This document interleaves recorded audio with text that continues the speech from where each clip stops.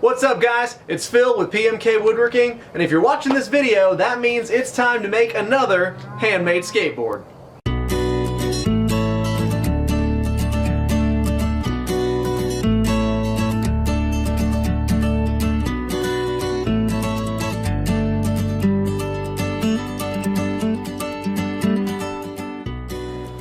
Alright, so if you liked the first video on how to make a hack board, you're going to love this one. If you didn't like the first video, you can go sniff glue. So the second board in this series is pretty cool. It's a vintage pinstriped cruiser board. Now the reason that this is vintage is because it's made to resemble some of the original skateboards that were being put out back in the 70s when this kind of stuff was invented. It looks like from the plans that we're going to be making it with some cutouts so you don't get some wheel bite. And basically we're going to end up laminating a bunch of hardwood together, which is pretty great. Now one of the reasons I like this board in particular is because this is what I'm already doing. Let me show you.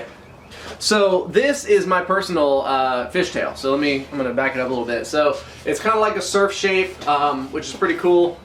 I like it a lot. It's got a real deep fishtail, a little stinger here. I've got an old Quiet Flight surfboard that I shaped this after, which is pretty neat.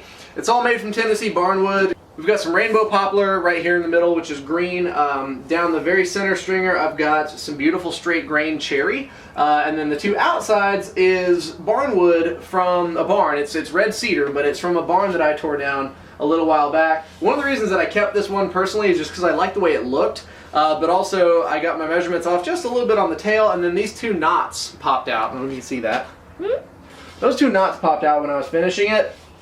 And I thought, it's kind of cool, but at the same time, it's not really, you know, professional, I suppose. And then my daughter fell in love with it, and you can't say no to a 3-year-old girl who wants to skateboard. I now have a really fat fish-shaped board. But anyway, so the board we're going to make today is nowhere near as fat as that board is, but we're going to use similar techniques. So I'm really excited about it. This does require a little bit more woodworking skill, so if you're ready to get your hands dirty and you want to actually get in and learn some woodworking techniques that go into this kind of stuff, I'm excited. So let's go. Now the most important part of doing this build is going to be selecting your wood. Now you do want to work with hardwoods, and the reason being is that we can't take something cheap like pine and stain it and make it look pretty, and paint is okay, but that's not the point of this board. The point of this board is to use actual hardwoods and to make what's called a laminate. Using that laminate, we're going to then make our skateboard. So I've got a couple pieces of hardwood in my pile over here, so I'm going to pick some stuff out. I encourage you to go to your local lumber yard, woodcraft store, or somewhere where they sell hardwood lumber, and pick out a couple of really nice pieces that are going to go together well. So I have this random pile of cutoffs.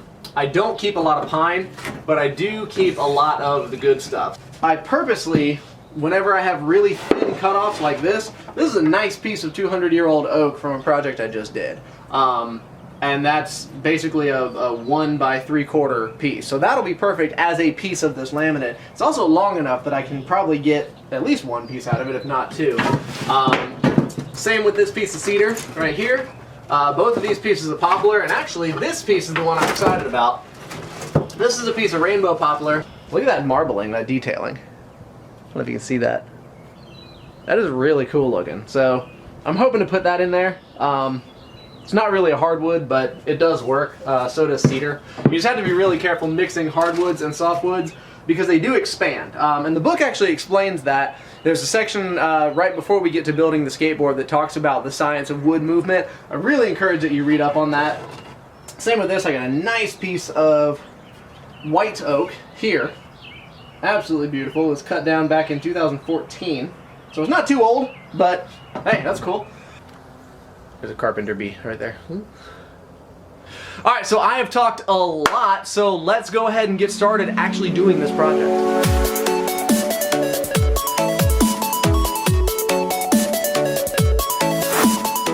Okay, so right off the bat, the skateboard is already going to be a little too short for my liking. It says 28 inches, and I feel like I want it to be longer. The hack board I did was only 28 inches, and it was a little too short for me and my size. Feel free to do what you want, but I'm going to bump it up to 32 inches. And so right now I'm going to show you how to figure out the math to make sure you've got enough lumber to do that, and then I'm going to start cutting.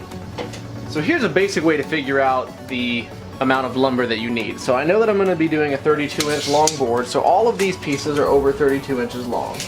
This piece of poplar that I showed you earlier is actually 92 inches long, which is more than 64, which is what I need.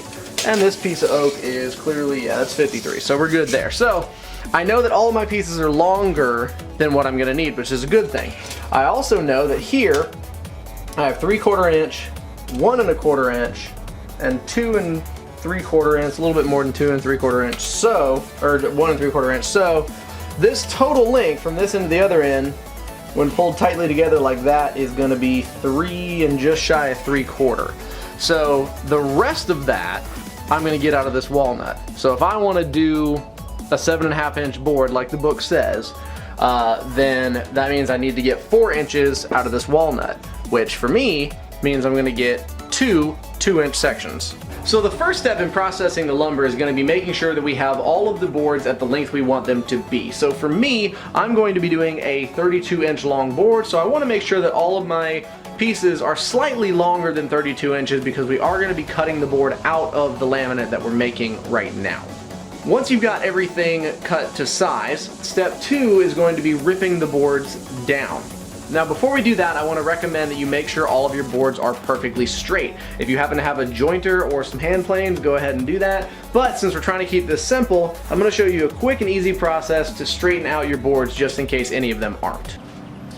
Now before we go any farther, it's important that we talk about how you're going to straighten those boards. So here's a real quick and easy way to do it. Go and get yourself a nice piece of premium pine. Make sure that the edges are perfectly straight. Perfectly straight. So now that I know this edge is straight, what I've done on the back is drilled out a couple of holes, pilot holes, that are countersunk.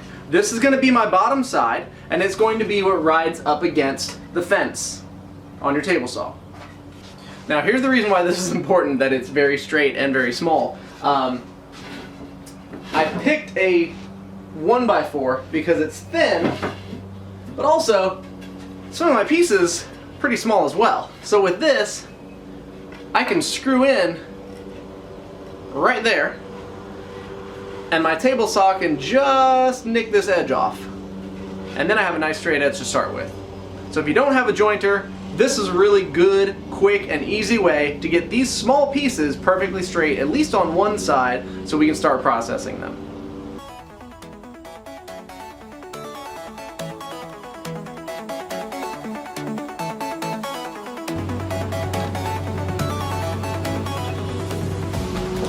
Alright, so do that to one side of each of your pieces. That way we can have nice straight jointed edges, and then we're going to rip them to thickness and then to size. And the final step is going to be ripping the boards down to length and size. So the first thing we're going to do is rip all of the boards to just over 3/4 inches thick. The reason being is that after final sanding, we want the board to be just around 3/4 inches thick so that it can support our weight. But you could go thinner if you wanted to. Once all the boards are cut down to 3/4 inch thickness, we want to cut them to their width. Now this is the point, having already straightened these boards comes in handy, because now you have a nice straight edge to put up against your fence, and you can cut out the thickness of the boards accurately and evenly. Alright, so now it's time to work out our layout. So I know that I want to do some dark light, whatnot. I know this piece of oak is going to be my center, so I think maybe something like this, with the walnut first, then the cherry. But you know what, that means I'm going to lose a lot of this stuff on the outside, and I'd kind of rather have the walnut on the outside, since the walnut is the hardest. Well, I think the oak is the hardest, but the walnut's pretty hard compared to these others. So let's do it like this. That'll give us the real spalted poplar right here, and then cherry with the oak in the middle. I think that's a pretty cool looking design. So the next thing you want to do is take a dry run. Go ahead and practice putting it in your clamps. You've got, 9 to 10 minutes before your glue starts to set up, and you really don't want to do your first ever glue up with everything really wet. So make sure your boards are aligned right, make sure you don't have any gaps. If you do, try and clean them up a little bit, and then go ahead and actually do your glue up. Put them in the clamps and set it aside for anywhere from 30 minutes to 3 hours if you'd like. Two things about doing a glue up like this. To protect the edges of your board, you're going to want to have sacrificial boards. I recommend using pine of the same thickness, and you're going to want those to be on the outside that the clamp actually applies the pressure to. The other thing you need to remember is that when you are putting on the glue, you want to flip each board up and only coat one side. So all your boards should all flip up except the last one. Coat one single side of every board and then put them in the clamps in the order that you want them to be clamped down. That way the glued side is sticking to the non-glued side of another board. You want to make sure that you don't have too thick of a bead of glue, and go ahead and smash it down with your finger or with a roller or even a hobby paintbrush, just to make sure that it's even and consistent, not too thick but definitely not too thin. The way that you know if it's too thick or too thin is you should have a little bit of squeeze out, but it shouldn't be dripping all the way out when you tighten the clamps up.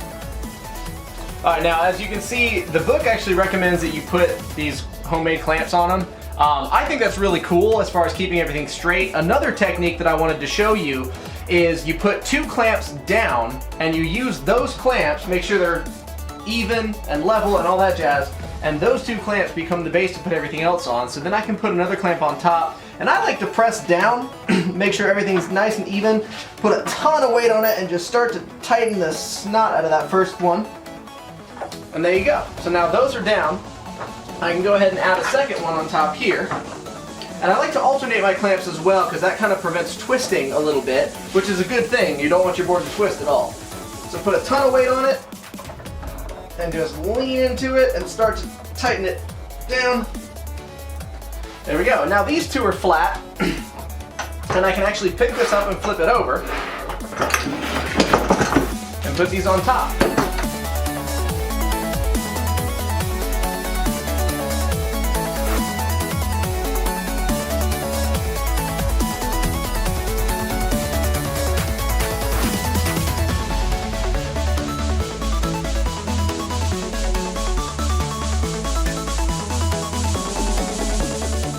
So this thing has been sitting overnight, and I'm going to go ahead and take it out.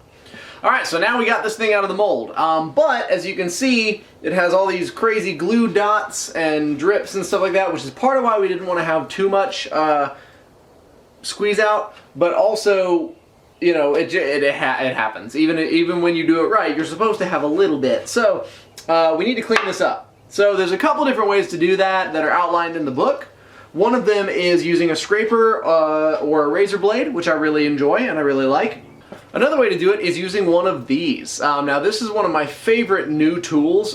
This thing is really, really cool. It's a scraper that you can set down and pull back like that, and it's essentially like having a razor blade, except it's a carbide tipped tool. So it works really freaking well for this. And I really enjoy using it. It takes all these glue dots off without really damaging the wood. It works really, really well to get this thing ready for planing. Now, as far as planing goes, we use these, combination of the 2, or just pick one, whichever one's your favorite. I don't care. But hand planes and block planes are really, really good for this process. So once you've got all those nasty glue dots off, whether you use a razor blade or whether you use one of the jack planes, then you can go back through with your block plane and we can kind of, smooth everything down and get it ready for sanding. Now, something that's not outlined in the book is the way that I'm going to do this, which is to use a power planer. Now, the one that I'm going to use is close to the professional side of things. It's nowhere near, the big expensive stuff that you could get, but it's more on the expensive side of the consumer grade. Honestly, I've got a couple links down below. Definitely check them out on Amazon. They're pretty awesome. I had a rigid for years and it worked flawlessly on all kinds of barnwood and stuff. All I ever had to do with it was replace the blades, grease the bearings, and just a little bit of upkeep. This new one, same thing, replacing blades, a lot of upkeep. It's really nice. It actually works really freaking well for this process. Alright, so whatever method you chose to use, your board is now flat and plain, and it's awesome. But it's not a skateboard. So now it's time to cut it out. Alright, so I've got my template cut, and what I need to do is find the center point of this board that I've made, and then I'm going to draw half the template on one side, half the template on the other side. Here we go. So, just like in the first video, we have now laid out our template. So we got a nice little skinny surfboard. For me, these edges are a little too sharp, but that's okay. We're going to take it off with a planer later. Now it's time to grab your jigsaw and cut this baby out. When working with a jigsaw, you want to remember to cut just outside of your line because we're going to go back and refine the edge a little bit later. Also, because we're cutting through multiple different species of wood, the speed is probably going to change, so you want to just take your time, go slow, make sure not to burn the wood or heat up your saw too much, but also just take your time and just patiently cut through the wood just outside the line. Alright, so the next step is going to be rounding off the edges. Now you have three options here. The first option is the same one that we used on our first skateboard, the wood rasp. Now, if you don't necessarily want to do this for all of your edges, and you have one of the other options, great, still hang on to this guy because we're going to need it in a minute. Option number 2 is a power sander. Now these things are pretty handy. You can round off the edges pretty well, especially if you start with like a 60 grit or an 80 grit, do all of your edges, graduate up to 110 grit or so, do all your edges, and then do the whole board with a 220. You actually get a pretty good result, but it's not super consistent. The best option, and the slowest option, and the most satisfying option, in my opinion, is if you go with a planer. Simple little planer, little plane, hand plane, block plane, I forget what they're called. But anyway, this is the number 4, and it's set to be just enough that I can just shave a little bit off at a time as I go around the board and take those edges off.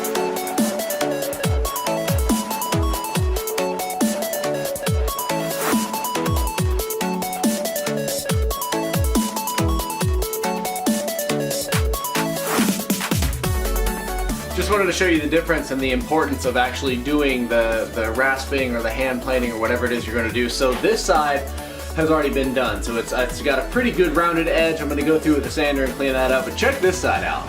You see how sharp that edge still is? So I'm actually going through with the hand planer and actually creating a nice even arc here, and I'm going to mimic that on the other side. But I just want to make sure that it's nice and smooth so that this transition is not as harsh as this.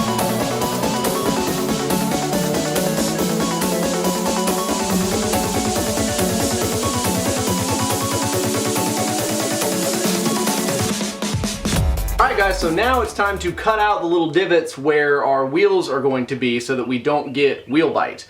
So there's a couple different ways to do this. The way that I think is best is to go ahead and get the trucks and wheels that you're going to put on this board, position them where you want them to be, and cut your holes for your hardware. Fasten everything down and mark where they touch the board or where they're going to touch the board so that you can then make your cutouts from there. I'm going to show you how to do that right now. So once again, you're going to want to figure out where your trucks are going to go on the skateboard. And once we do that, we're going to mark and go ahead and drill our holes. Make sure to drill them just slightly wider than the threads of your hardware, and go ahead and countersink the top as well. Once that is done, you can then install your trucks and bend them down to see where the wheel might have some wheel bite. Then we're going to mark that off, and really now it's just up to your artistic license. You can dig it as deep and wide and big and whatever shape you want it to be. We just want to make sure that the wheel has a little bit more space underneath the bottom of the board. And we're going to go ahead and start using our rasp to cut that out.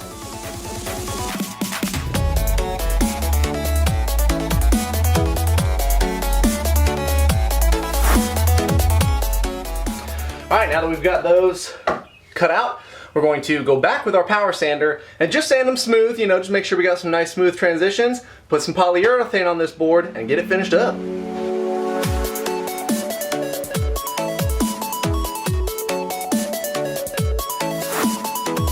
Alright guys, now it's time to finish our board. I've got it all sanded and pretty and awesome, and I've also got the little divots cut out and sanded smooth, so that's awesome. I'm not going to get any wheel bite. Couple of quick tips here. So if you don't have these, you need to get them. These are awesome. What this does is this allows me to go ahead and coat both sides of the skateboard at the same time. I don't have to coat one side, wait for it to dry, and then flip it over. I can actually go ahead and do the entire thing at one time. We're going to be using a hardwood floor polyurethane. Now, I have thinned this 50% with mineral spirits. Now the way that I've done that is I actually took half of this gallon, poured it into another can, took half of this gallon, poured it into this can and into the other can, and now I have 2 gallons of thinned hardwood floor polyurethane. Also, make sure to get the matte finish, and the reason being is you want to have a nice flat finish without it being glossy, but I'm going to show you a little secret at the end that actually is going to make it more glossy.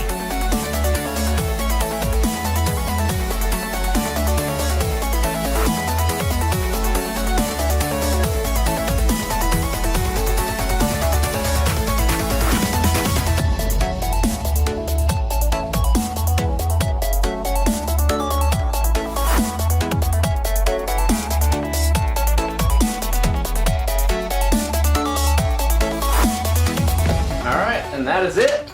Now it is time to let this thing sit and dry. The best part about this polyurethane thinned with mineral spirits at a 1-to-1 or a 50-50 mix is that it dries very fast and very thin. Especially if you put it on, squeeze out your rag, and then rub it back until it's just wet. Let it dry. Come back in a couple hours and you can apply another coat, unlike regular polyurethane that's not thinned, where you have to wait a bunch of hours and you get a real plasticky look.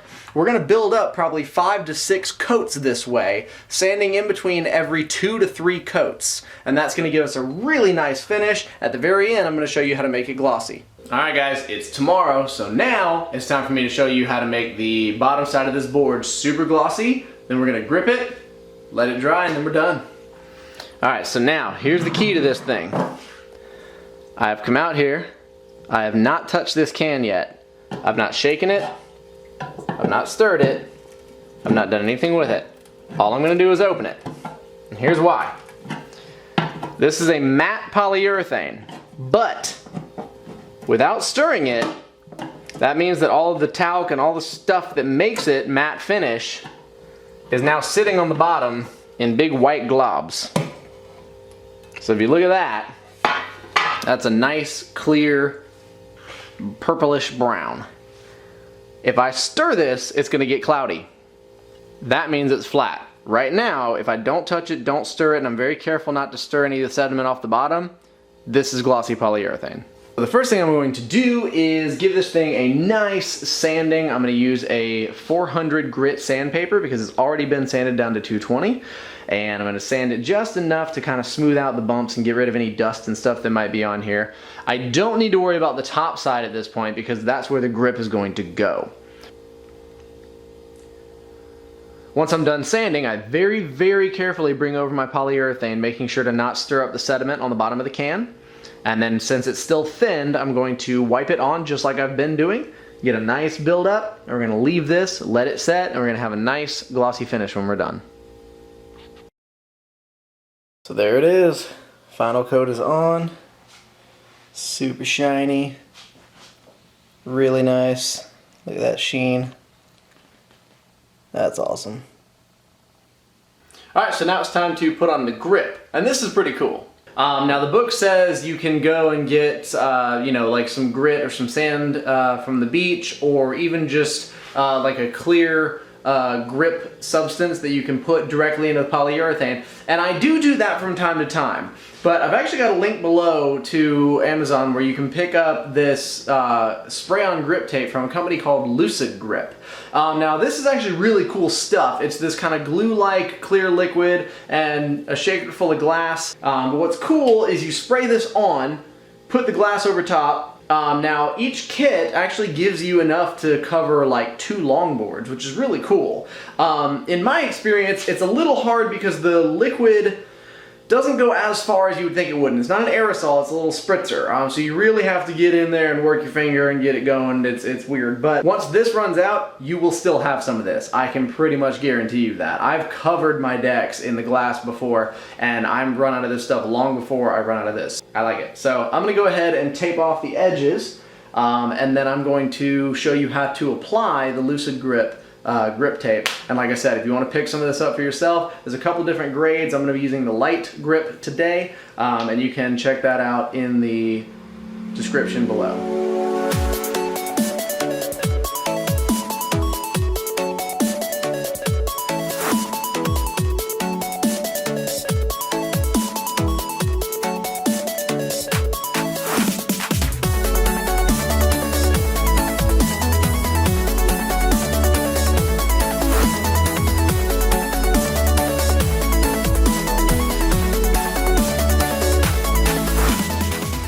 Alright, so you've got your grip mixture on there. Polyurethane and grip, or in my case the Lucid grip recycled glass. So we're gonna let that dry, check in about 40 minutes. And there it is. Everything's nice and dry. So I've got a couple of kind of heavier spots, as you can see. But don't worry, that's going to rub out pretty quickly. One of the things about applying your own grit like this, whether it's with the Lucid grip or whether it's with like sand and polyurethane or grit with polyurethane, a lot of it's going to come out when it's fresh. So don't worry about that. If yours is ugly like mine. If not, then you did a really good job, then good on you. Let's put some wheels on it.